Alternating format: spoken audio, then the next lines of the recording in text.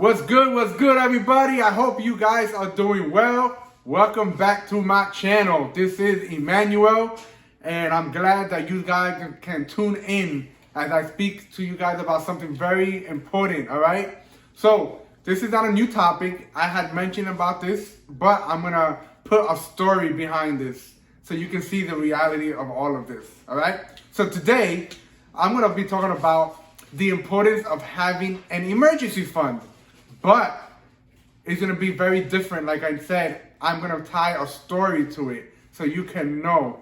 And thank God I had this emergency fund. So this is how it goes. Ready?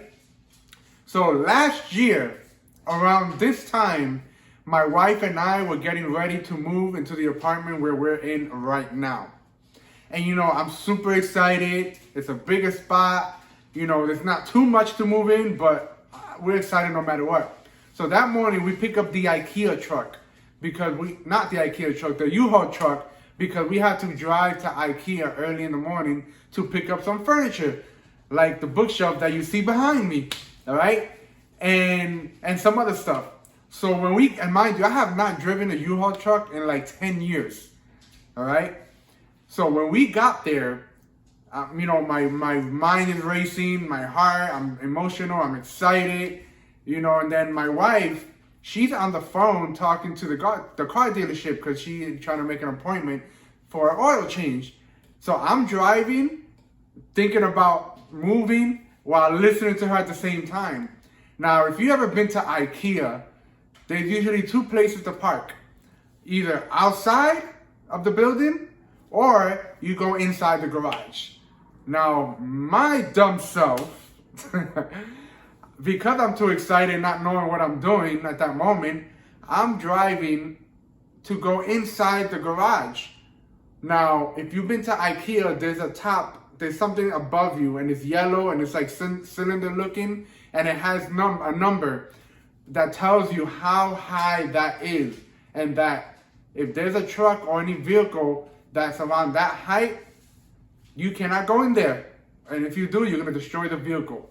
So, that's exactly what has happened. I was driving very slow to go into the parking lot, into the garage, and all you heard was a big boom.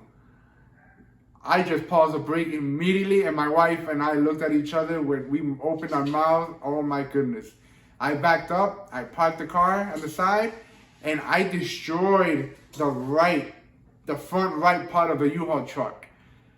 And you know, in my mind, I'm like, we'll be fine. It's not that serious. You know, let's go into IKEA. Let's get our furniture, whatever. So, fast forward, we already finished moving everything in, and I am driving the U-Haul truck back to the U-Haul company.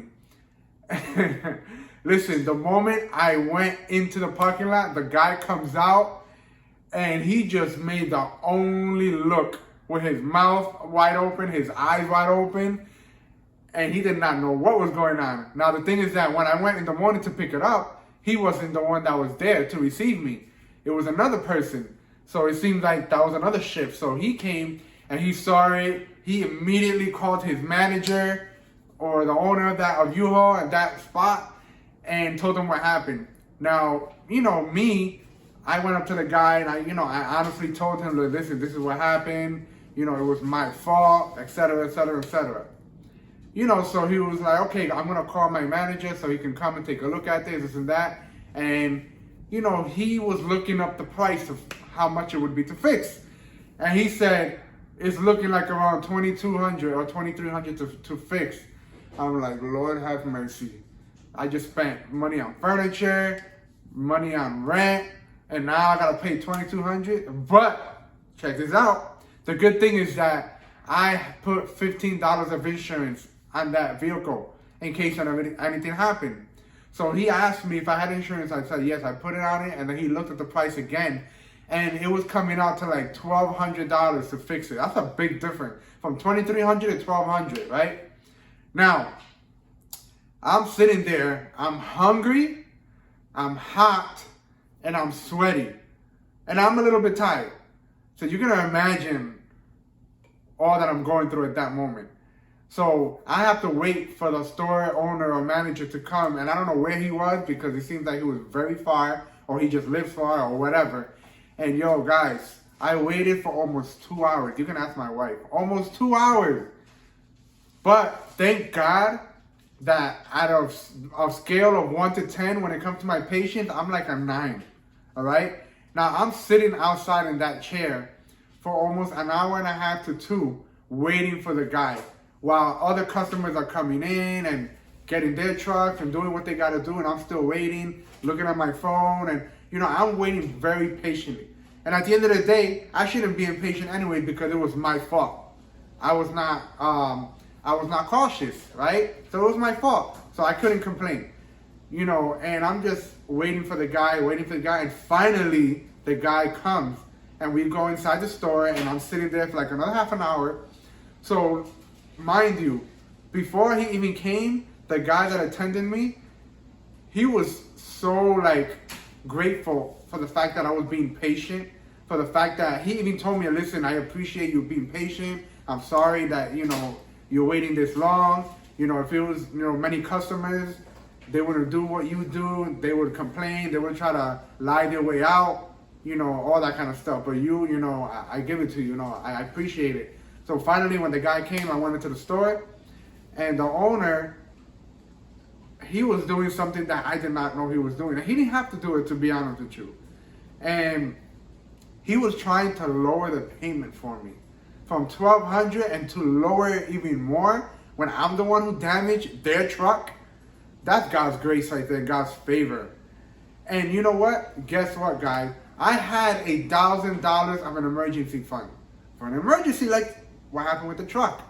And this guy lowered my payment to $963. Something good got to come out of this. I felt hurt. I'm like, dang, yo, that's $963 in one shot. But I felt so relieved for the fact that I had the money. In other words, I didn't have to use a credit card to get myself in debt. I didn't have to ask money from my brother or a friend or anybody and then have him to pay them back, because that is a debt as well. And I didn't have to be on a payment plan. I had the $1,000 in emergency fund. I felt relief. Even though all that money went there right away, I still felt good at the end of the day because I didn't have to spend for money that I did not have. That is why, guys, it's important that you must have an emergency fund, whether it's $1,000 to start off with or more. Because let me tell you, emergencies will happen. Who would ever thought that an emergency like with me and the U-Haul truck would have happened? Only God knew. But I did not see that coming. But that's why it's important that you guys have to have an emergency fund. And you know what? Right after we used that money, we were very quick to put the rest of the $900 back into that account in the emergency savings, because it was vital. Another emergency could have happened if we did not do that, and then we would be screwed. You know what I'm saying? So I just want to share that quick story that happened like a year ago. And for you guys, you probably have learned your lesson. You've probably been through something like this, whether you didn't have the emergency fund or you did. But this just goes to show you that it's highly important. And let me tell you something, more than 47% of Americans in this country can't even afford or have a $500 emergency fund. They rely on credit cards, loaning money from other places or other people, and then they're screwed and they're stuck. And they have to pay back with money that they don't even have. And they have to work simply just to pay off debt. So don't fall for that trap, guys. I know you can do it, guys. $1,000, save it up. Peace.